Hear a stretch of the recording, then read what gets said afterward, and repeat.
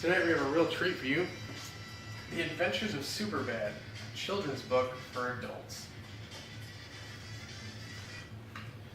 In the land of the free and the home of the brave, there were three young men, Evan, Fogel, and Seth, living in a world of oppression from parties and the delicious beverage most call alcohol. They needed to be free and drunk and would stop at nothing to achieve this goal. They needed a hero, someone to step up, change the game forever. Things needed to fall perfectly into place, and on that hallowed day 6 years ago, they did. It started as a typical day in our high school home economics class when Seth finds himself without a partner. Just to his luck, Jules, the fairest honey in all the land, was also partnerless. And they paired together.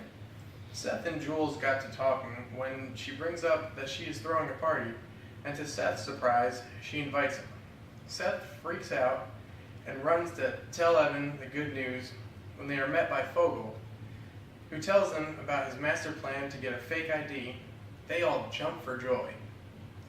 When Jules hears about their plan, she burdens them with the task of getting the entire party alcohol. Later in the day, Seth and Evan begin to worry when later that afternoon, Fogel is nowhere to be found. Fogel finally arrives, but his ID is slightly flawed. It only has a first name on it, and he's changed his name to McLovin. They all brush off the flaw with confidence that things will work out. They quickly hop on the bus and take it to the closest liquor store. When Fogel starts to freak out, Seth calms Fogel's nerves with a friendly death threat.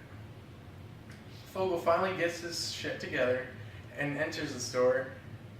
After gathering the precise list of alcoholic beverages, he approaches the counter where the guardian of the sweet nectar awaits. The guardian asks for his ID, and Fogel nervously takes it out and hands it to her with knees weak and palms so sweaty, which she accepts as valid. All of a sudden, bam! Fogel gets struck by a masked villain who proceeds to rob the liquor store. The cops arrive and begin to question the guardian and Fogel about what has happened.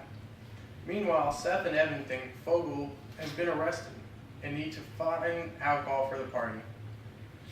But what they don't know is that Fogel has befriended the cops. Seth and Evan meet a sketchy individual who offers free alcohol and a ride. With no other choices, they accept the offer.